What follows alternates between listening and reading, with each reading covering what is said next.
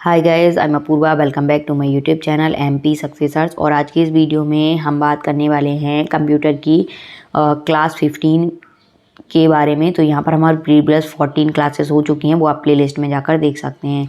बात करें computer glossary की, तो कंप्यूटर ग्लॉसरी में आज हम बात करेंगे क्यू और एस टर्मिनोलॉजीज़ की। तो यहाँ पर हम बात कर लेते हैं। तो क्यू से अगर हम बात करें तो क्वेरी लैंग्वेज, और ये वीडियोस कंप्यूटर के पूरी टर्मिनोलॉजीज़ की हैं। तो ये बहुत ज़्यादा इंपॉर्टेंट है आपके अपकमिंग एग्जाम, जैसे सीपीसीटी एग्ज़ाम, एमपी में जितने और अन्य एग्जाम होते हैं जिसमें कंप्यूटर आपका एक सब्जेक्ट है। जैसे हाई कोर्ट में वैकेंसी निकली हुई है स्टेनो टाइपिस्ट वगैरह की और डेटा एंट्री ऑपरेटर वगैरह की, उन सभी में भी कंप्यूटर आपका एक सब्जेक्ट है। तो और साथ ही अन्य स्टेट के एग्ज़ाम और एसएससी वगैरह जिनमें भी कंप्यूटर से आपके एमसीक्यू वगैरह आते हैं, तो बहुत ज़्यादा इंपॉर्टेंट आपके लिए सीरीज़ होने वाली है।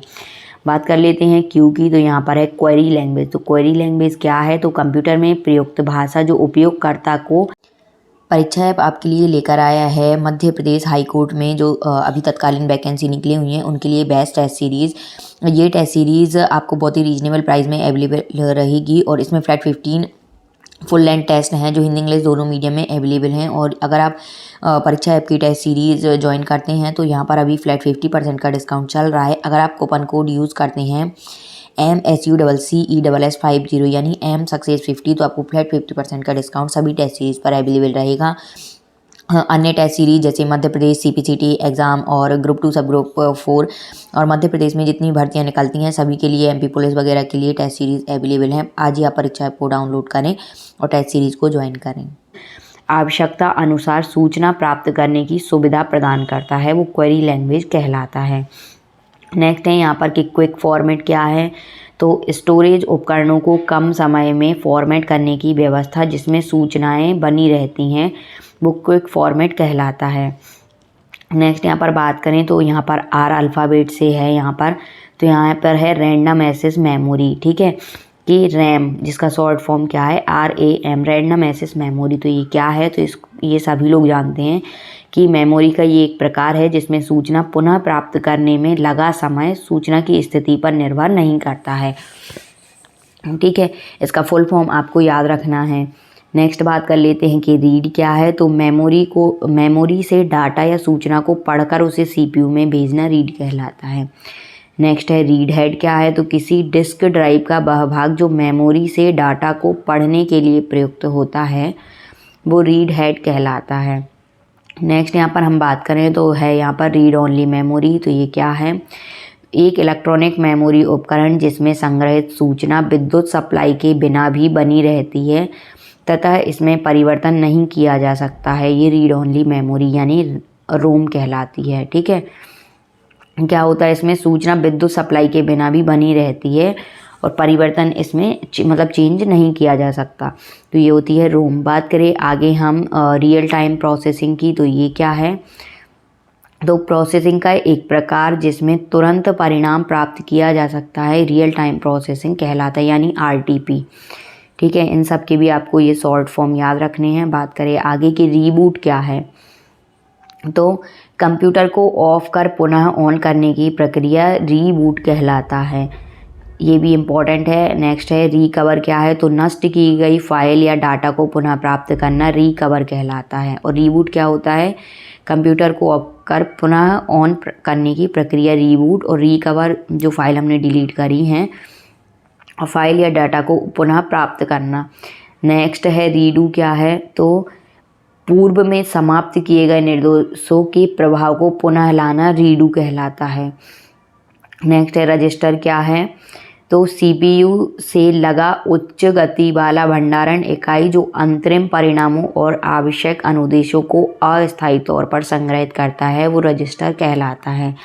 और ये क्या होता है? CPU से लगा एक उच्च गति वाला भंडारण इकाई है रजिस्टर। नेक्स्ट बात करें तो यहाँ पर है कि रिपोर्ट जनरेटर क्या है? तो वांछित प्रारूप में आउटपुट प्रस्तुत करने वाला सॉफ्टवेयर रिपोर्ट जनरेटर कहलाता है। नेक्स्ट है यहाँ पर कि रिस्पॉन्स टाइम क्या है? तो कंप्यूटर को कार्य करने के लिए दिए गए निर्देश तथा कार्य संपन्न होने के बाद उत्पन्न परिणाम के बीच का समय रिस्पॉन्स टाइम कहलाता है। नेक्स्ट यहाँ पर है कि रिंग टोपोलॉजी क्या है? तो नेटवर्क की एक व्यवस्था जिसमें सभी नोड एक दूसरे से रिंग या लूप बनाते हुए जुड़े रहते हैं, इसमें कोई होस्ट कंप्यूटर नहीं होता है। ये रिंग टोपोलॉजी कहलाता है। नेक्स्ट हम बात करेंगे यहाँ पर कि राउटर क्या है। तो विभिन्न नेटवर्क को आपस में जोड़ने के लिए प्रयुक्त विधि राउटर कहलाती है। नेक्स्ट है राउटिंग क्या है। तो नेटवर्क में किसी संदेश को प्रेषित करने के लिए चुना गया रास्ता राउटिंग कहलाता है। नेक्स्ट यहाँ पर है ये राउटिंग राउटर, ये भी आपको इम्पोर्टेंट है, तो इनके बारे में भी आपको पता होना चाहिए, ठीक है। नेक्स्ट है यहाँ पर RS-232 इंटरफेस क्या है। तो एक विशेषीकृत युक्ति जो विभिन्न टर्मिनल और उपकरणों को कंप्यूटर से जोड़ने के लिए प्रयोग की जाती है, वो RS-232 इंटरफेस कहलाती है। नेक्स्ट यहाँ पर है कि रन टाइम क्या है। तो किसी ऑब्जेक्ट प्रोग्राम को एक बार क्रियान्वित करने में लगा समय रन टाइम कहलाता है। नेक्स्ट यहाँ पर अब हम बात कर लेते हैं S अल्फ़ाबेट से। तो यहाँ पर S अल्फ़ाबेट से अगर हम बात करें तो फर्स्ट है यहाँ पर सेव। तो सेव क्या होता है। तो कंप्यूटर में डाटा या सूचनाओं को फाइल में स्टोर करना ताकि उसका भविष्य में प्रयोग किया जा सके, ये सेव कहलाता है। नेक्स्ट है स्कैनर क्या है। तो एक प्रकार का इनपुट उपकरण जो तस्वीरें और रेखा चित्र को डिजिटल चित्र में परिवर्तित करता है, वो स्कैनर कहलाता है। नेक्स्ट है यहाँ पर कि शेड्यूलर क्या है। तो कंप्यूटर द्वारा एक निश्चित समय अंतराल पर किसी कार्य को संपन्न करने के लिए दिया गया निर्देश शेड्यूलर कहलाता है। नेक्स्ट है यहाँ पर कि स्क्रीन इमेज प्रोजेक्टर क्या है। तो एक आउटपुट उपकरण जो कंप्यूटर स्क्रीन पर दिखाई देने वाली सूचनाओं को बड़ी स्क्रीन पर प्रस्तुत करता है, तो वो क्या कहलाता है, स्क्रीन इमेज प्रोजेक्टर कहलाता है। नेक्स्ट यहाँ पर बात करें तो क्या होता है, स्क्रीन सेवर क्या है। तो एक चलायमान चित्र जो कंप्यूटर के एक निश्चित समय तक निष्क्रिय रहने की स्थिति में स्क्रीन पर दिखाई देता है, ये स्क्रीन सेवर कहलाता है। नेक्स्ट है स्क्रॉल क्या है। तो किसी विंडो में दिखाई देने वाली कंप्यूटर स्क्रीन से बड़ा डाटा या चित्र को ऊपर नीचे या दाएं बाएं खिसकाने की व्यवस्था स्क्रॉल कहलाता है। जैसे आपने देखा होगा इस टाइप से यहाँ पर एक छोटी सी एक स्लाइडर रहता है, इसको हम ऊपर नीचे करते हैं तो हमारे जो पेज में जो डेटा रहता है वो ऊपर नीचे हो जाता है, और यहाँ पर लेफ़्ट राइट के लिए भी हमारे पास ऑप्शन रहता है, तो इससे भी हम पेज को इधर उधर शिफ्ट कर सकते हैं और ऊपर नीचे और लेफ़्ट राइट कर सकते हैं, तो उसी को हम स्क्रॉल बोलते हैं। नेक्स्ट है यहाँ पर सेकेंडरी डेटा क्या है।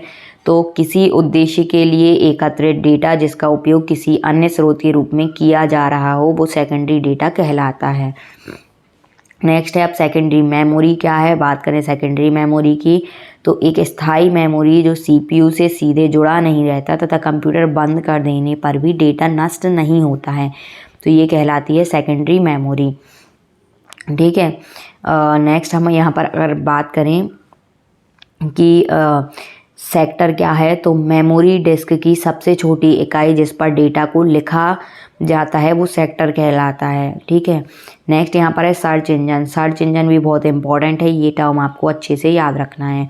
तो वर्ल्ड वाइड वेब पर उपयोगी सूचना वाले वेबसाइट को खोजने के लिए तैयार सॉफ्टवेयर सर्च इंजन कहलाता है, ठीक है। सर्च इंजन क्या है, तो वर्ल्ड वाइड वेब यानी WWW पर उपयोगी सूचना वाले वेबसाइट को खोजने के लिए तैयार सॉफ्टवेयर, जो सॉफ्टवेयर हम यूज़ करते हैं उसको हम क्या बोलते हैं, सर्च इंजन, जिस पर हम क्या करें, चीज़ें सर्च करते हैं या वेबसाइट वगैरह सर्च करते हैं, तो उसे हम बोलते हैं सर्च इंजन। ये क्या है, सॉफ्टवेयर है, ठीक है। तो इस टाइप से हमारे एस टर्मोलॉजी तक हमने कंप्लीट कर ली है। नेक्स्ट जो टर्मोलॉजीज़ हमारे बची हैं उसको हम नेक्स्ट वीडियो में देखेंगे। Thanks for watching my videos. Please video को ज़्यादा से ज़्यादा लाइक करें, शेयर करें, चैनल पर नए हैं तो चैनल को सब्सक्राइब करें। Thank you.